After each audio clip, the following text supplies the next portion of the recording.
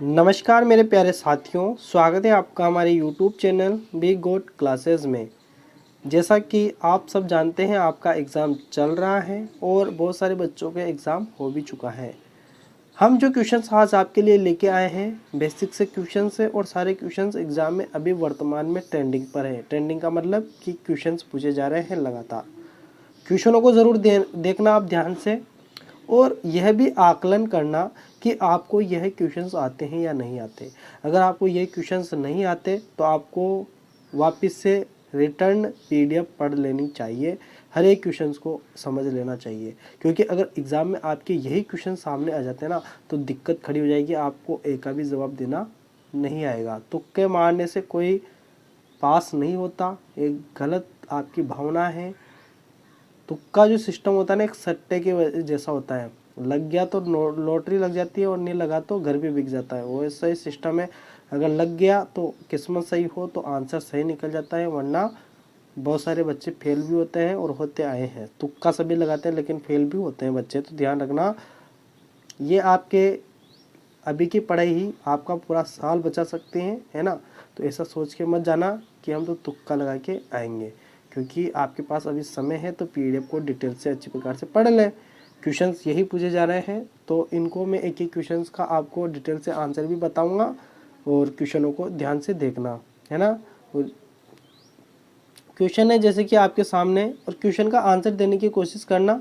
मन में सोच लेना कि क्या आंसर है, और आप ये देखना कि आपको ये क्वेश्चन पता था या नहीं।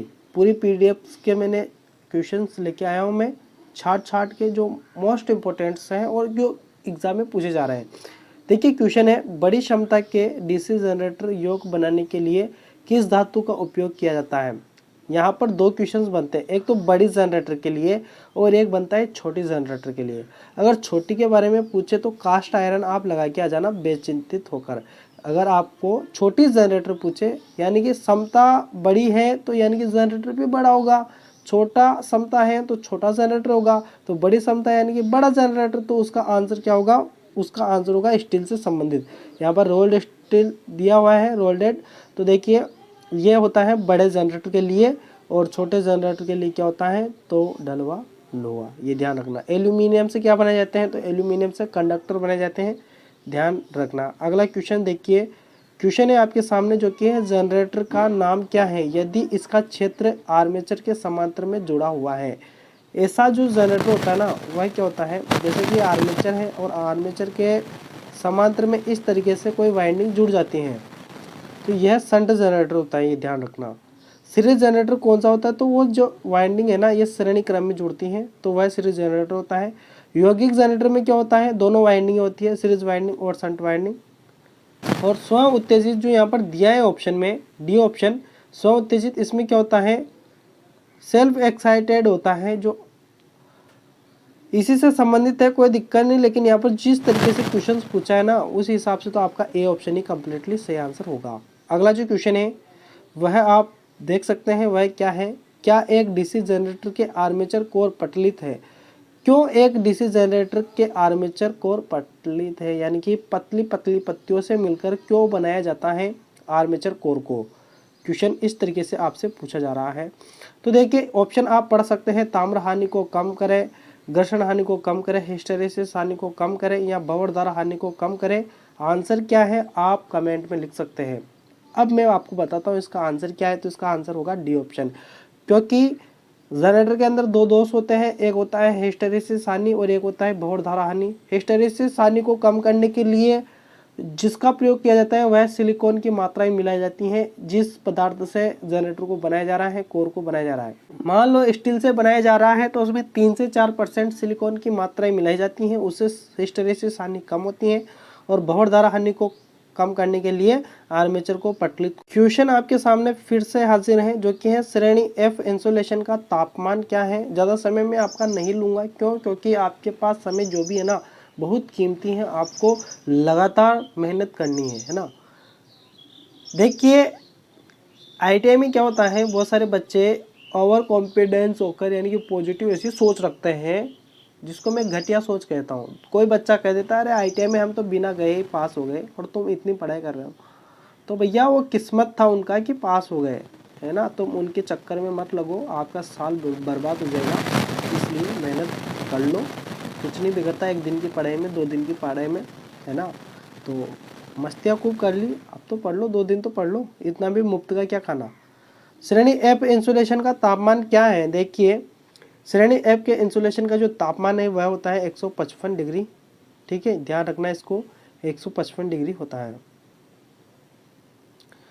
वैसे मैं आपको इसका पूरा बता दूं, ये इमली भाभी फिर हरियाणा चाली, इस ट्रिक से आप याद रख सकते हो।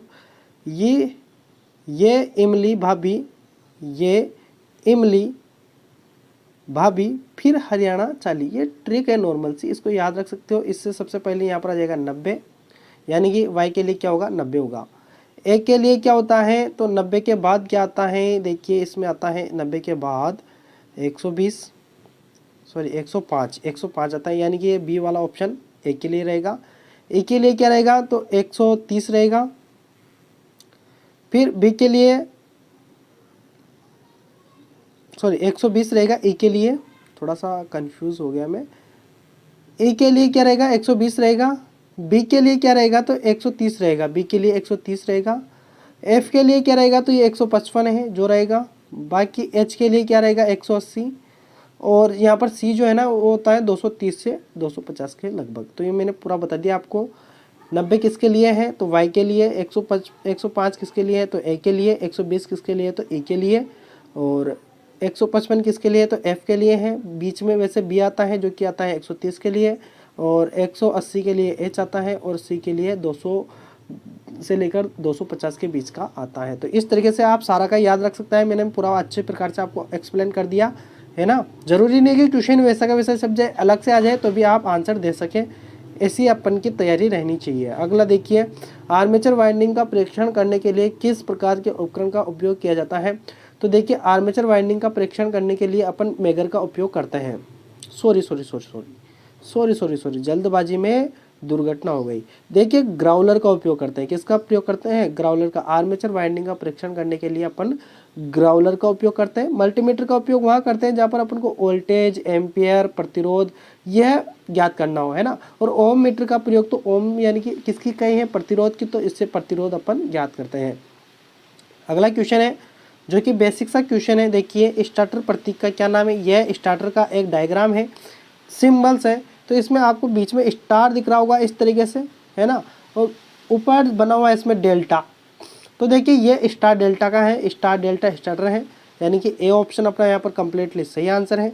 अगला जो क्वेश्चन है वह है एकल चरण प्रेरण मोटर का कार्य सिद्धांत क्या है? क्वेश्चन आपके सामने है, आंसर आपको देना है। क्या आपको इसका आंसर पता है? लेंज का नियम, जूल का नियम, फेराडे का विद्युत अपघट्य का नियम, या फेराडे का विद्युत चुंबकीय प्रेरण का नियम? अब देखिए अब यहाँ पर मोटर का कार्य सिद्धांत पूछा है तो आप डी वाला करके मत आ जाना, वरना आपका आंसर गलत हो जाएगा। यहाँ पर आपको ए ऑप्शन करके आना है, लेंज का नियम। ये सिंगल फेज मोटर के लिए होता है, थोड़ा सा अटपटा सा क्वेश्चन होता है। देखिए अगला क्वेश्चन है सार्वभौमिक। सार्वभौमिक क्या होता है? तो यूनिवर्सल मोटर। यूनिवर्सल मोटर का अनुप्रयोग कौन सा है? तो यूनिवर्सल मोटर का उपयोग जो होता है ना भोजन मिक्सर में होता है, फूड मिक्सर। ठीक है, अगला जो क्वेश्चन है वह है घरेलू पानी पंपों के लिए कौन सी मोटर पसंद की जाती है? घरेलू जो पंप होते हैं अपने घरों में, मोटर्स लगी होती है पानी को खींचने के लिए, उसके लिए कौन सी मोटर प्रयोग करता है? तो वहाँ पर करते हैं अपन संधारित्र प्रारंभ मोटर, यानी कि कैपेसिटर स्टार्ट मोटर। यूनिवर्सल का भी अपन ने खाद्य मिश्रण में देखा ही है, तो कोई दिक्कत नहीं है। आच्छादित पोल मोटर ये खिलौनों में प्रयोग की जाती है, ये ध्यान रखना, है ना। सभी का मैं अच्छी प्रकार से आपको समझा के बता रहा हूँ ताकि क्वेश्चंस अगर लैंग्वेज बदल कर आ जाए तो कोई दिक्कत नहीं हो। अगला क्वेश्चन है अल्टरनेटर के रोटर को डीसी प्रदान करने वाले उपकरण का नाम क्या है? अल्टरनेटर के रोटर को डीसी प्रदान करने वाले उपकरण का नाम क्या है? तो वह होता है एक्साइटर, यानी कि उत्तेजक। ध्यान रखना। इन्वर्टर क्या होता है? तो यह डीसी को एसी में बदलता है, ये ध्यान रखना। कन्वर्टर एसी को डीसी में भी बदल सकता है, और एसी को डीसी में और डीसी को एसी में बदल सकता है, ध्यान रखना, है ना। अगला क्वेश्चन है कौन से कन्वर्टर में उच्च दक्षता होती है? तो जो जिसमें उसमें दक्षता होती है जिसमें घर्षण नहीं होता। देखिए रोटरी कन्वर्टर एक घर्षण का पार्ट्स है, दो मोटर्स घूमती है तो उनमें घर्षण होता है, तो ये तो दक्षता कम ही निकालेगा भाई। मोटर जनरेटर ये भी घर्षण घूमने वाला पार्ट्स है, तो ये भी क्या होगा, दक्षता कम ही निकालेगा। मरकरी आर्क रेक्टिफायर ये भी नहीं होगा, ये ऊष्मा का बहुत बड़ा ये होता है ना। तो यहाँ पर SCR कन्वर्टर होगा, है ना, सिलिकॉन कंट्रोल्ड रेक्टिफायर कन्वर्टर होता है। इसका पूरा नाम भी मैंने बता दिया, सिलिकॉन कंट्रोल्ड रेक्टिफायर। तो याद रखना यहाँ पर उच्च दक्षता के लिए कौन होगा, SCR कन्वर्टर। अगला जो क्वेश्चन है वह है हेक्साडेसिमल प्रणाली में कितने वर्ण होते हैं। हेक्साडेसिमल का तो यहाँ पर 16 आंसर आएगा, लेकिन बाइनरी का पूछ ले आपसे, बाइनरी, तो बाइनरी में आंसर देके आना 2, ठीक है। ऑक्टल का पूछ ले, ऑक्टल का भी तो पूछ सकता है, ये भी तो है। तो ऑक्टल का पूछ ले तो क्या देके आओगे, आंसर 8 देके आओगे। डेसिमल का पूछ ले, डेसिमल में क्या देके आओगे, डेसिमल में देके आना 10, है ना। तो इस तरीके से चारों के बारे में मैंने आपको बता दिया, याद रखना। अगला जो क्वेश्चन है वह है CRO कैथेड्रो ऑसिलोस्कोप, पूरा नाम बोल दिया मैंने। अगला जो देखिए यहाँ पर क्या दिया है, CRO द्वारा किस मात्रा को मापा जाता है। तो CRO के द्वारा आवृत्ति को मापा जाता है। अगला क्वेश्चन है सर्किट ब्रेकरों में इस्तेमाल की जाने वाली ट्रिप कॉइल का उद्देश्य क्या है। तो सर्किट ब्रेकरों में इस्तेमाल की जाने वाली ट्रिप कॉइल का जो उद्देश्य होता है वह होता है रिमोट ऑपरेशन, ध्यान रखना। अगला जो क्वेश्चन है वह है सर्किट ब्रेकर में टूटने की क्षमता का मूल्यांकन कैसे किया जाता है। तो ये क्वेश्चन मैं आपके लिए छोड़ता हूँ, बहुत ही नॉर्मल सा क्वेश्चन है ना, बहुत ही सिंपल सा क्वेश्चन है। देखता हूँ मैं भी कि कितने बच्चे इसका आंसर दे पाते हैं, कितने तैयारी कर रहे हैं, है ना, अच्छे से। तो इसका आंसर आपको देना है, दे के जरूर जाना आंसर, मैं देखूंगा देखिए कितने बच्चे आंसर देता है इसका। अगला क्वेश्चन है जो कि है ओवरहेड लाइन पर उपयोग किए जाने वाले कंडक्टर का नाम क्या है। देखिए ओवरलोड लाइन जो होती है ना, ओवरहेड लाइन, जो ओवरहेड लाइन जो अपने पोल्स पर निकलती हैं, बड़ी बड़ी एल्यूमिनियम की तार होती है, गुच्छा बना हुआ, जैसे कि ये पोल है, तो ये खेतों में जो निकलती हैं बड़ी बड़ी, जो अपने रेलवे स्टेशन पर देखा होगा आपने, तार आता है जिससे ट्रेन चलती है, वो तार ऊपर जो रहता है, या हाई स्टेशन आपने बड़े बड़े वो पोल देखे होंगे, वहाँ पर 6 तार की लाइनें निकलती हैं, या अपने 3 फेस को ऊपर लाइनें जाती हैं, अपने गाँव तक लाइन आती हैं, तो वह ही ओवरहेड लाइन है। तो उसको बनाने के लिए कौन सा कंडक्टर उपयोग किया जाता है। तो देखिए यहाँ गलती से एल्यूमिनियम मत देख के आ जाना, ठीक है, और कठोर तांबा भी मत देना, कहीं पर भी प्रयोग नहीं किया जाता तांबा ओवरहेड लाइनों में। देखिए यहाँ पर आपका आंसर आएगा SCSR, है ना, ये ध्यान रखना। अगला क्वेश्चन है जो कि है किस प्रकार का लोड G श्रेणी MCB द्वारा संरक्षित है, यानी कि MCB के भी प्रकार होते हैं। तो G श्रेणी के लिए तो ये होता है एयर कंडेंसर, जो अपनी AC होती है ना, उसके लिए अपन MCB कौन सा लगाएंगे, तो G श्रेणी की लगाएंगे। अगला क्वेश्चन है जो कि SCSR यानी कि वो ओवरहेड लाइनों के लिए जो प्रयोग कर रहे थे ना अपन तार, उसका पूरा नाम क्या है। तो उसका पूरा नाम होता है एल्यूमिनियम कंडक्टर स्टील रेनफोर्स्ड, ध्यान रखना, है ना। अगला क्वेश्चन जो कि है जैव द्रव्यमान का अवशेष कौन सा है। तो वह है गोल स्लरी, क्या है, गोल स्लरी, ध्यान रखना। अगला क्वेश्चन है जो कि बेसिक सा है फोटोवोल्टाइक, ये फोटो नहीं है, ये फोटो है।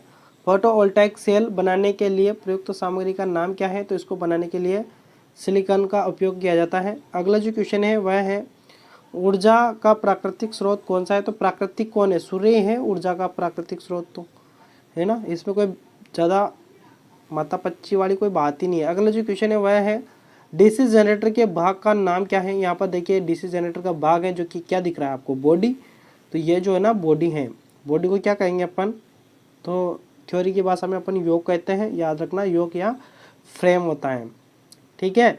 तो ये थे क्वेश्चंस आज के, जो बेसिक से क्वेश्चंस थे। कितने क्वेश्चन आपको आए जरूर कमेंट कीजिएगा, है ना, देखता हूँ मैं कि बच्चे ने कितने आंसर दिए हैं।